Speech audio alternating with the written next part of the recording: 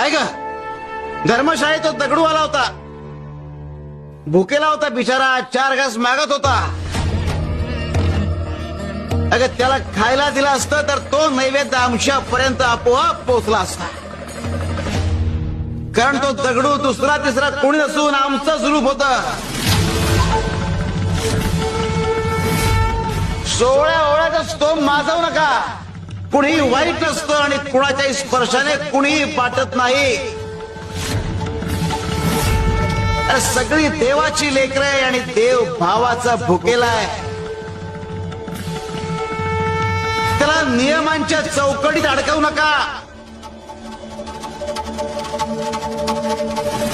अगं नियम आणि विधी हे माणसाच्या सोयीसाठी आहेत. त्यांना इतकंही महत्व देऊ नका की माणूस देवापासूनच लांब जाईल.